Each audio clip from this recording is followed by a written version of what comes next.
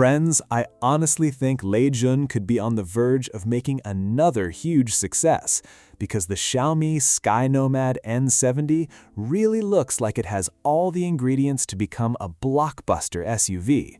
The reasons are actually pretty straightforward, so let's begin with the exterior.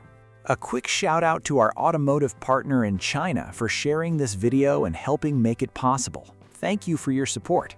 Hey everyone, it's Michael from Motor Torque. If you enjoy staying up to date with the latest automotive news, reviews, and industry updates, be sure to subscribe and hit the notification bell so you never miss any of our exciting content. Thanks for watching, and let's get started.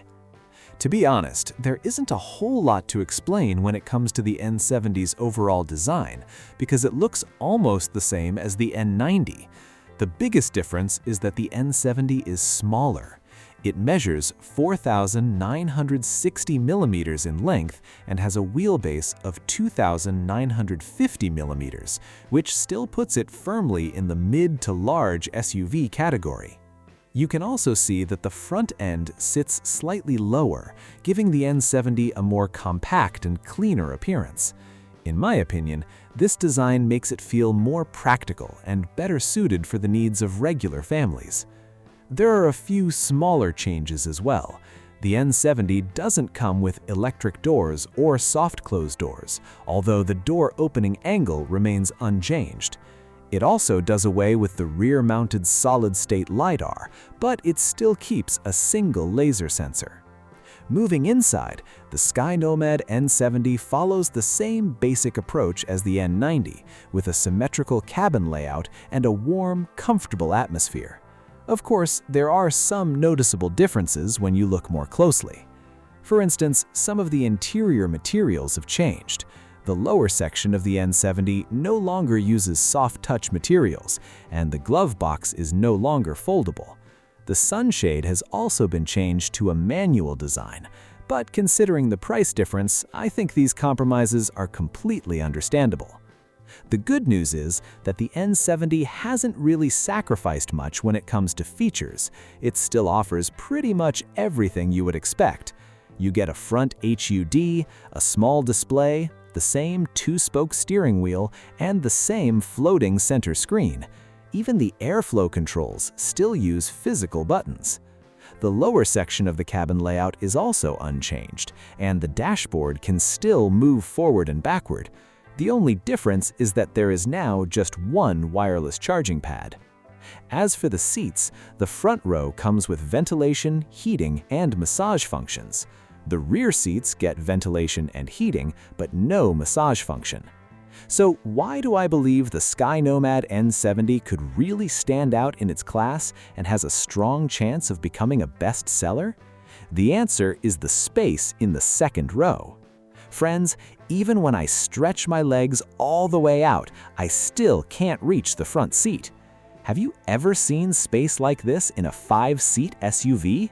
How can it possibly feel this roomy? The secret is the vehicle's architecture. It continues to use the Kunlun technology architecture, which gives it a completely flat floor and allows for extremely long seat tracks. The second-row seats can slide forward and backward. For example, I can move the seats forward like this, and naturally, if you don't need as much cargo space, you can slide them farther back. This is the furthest rear position. The seat backrests can also be adjusted electrically, which gives you a huge amount of flexibility. Now let's talk about what the second row has to offer. As you can see, the car still comes with a panoramic sunroof, but the rear section is electrically adjustable. There's also a ceiling-mounted display, basically like having a Xiaomi TV inside the car, and you can control it with a remote. Honestly, I think a remote is one of the easiest and most user-friendly ways to control a screen like this. Then there's the refrigerator. It's still a large-capacity compressor fridge, but instead of having a display on it, this version features a tissue box. And when it comes to storage, there's also a small compartment right here. The drawer-style design doubles as a hidden storage space, so it offers plenty of flexibility. This car can even be configured with face-to-face seating. There's a dome light positioned above, but how does this setup actually work? Just like the Skynomad N90, the N70 can create the same face-to-face seating arrangement. The front seats rotate backward, while the center console slides forward, opening up the cabin into a genuinely spacious living room-style area. And in my opinion, that fits perfectly with the whole philosophy behind the Skynomad series, turning the vehicle's interior into something that feels like a home living room. But this still isn't the complete setup, because you can also add a small table. Just insert it, rotate it into position, and lock it in place. At that point, you really do have a proper little living room inside the car.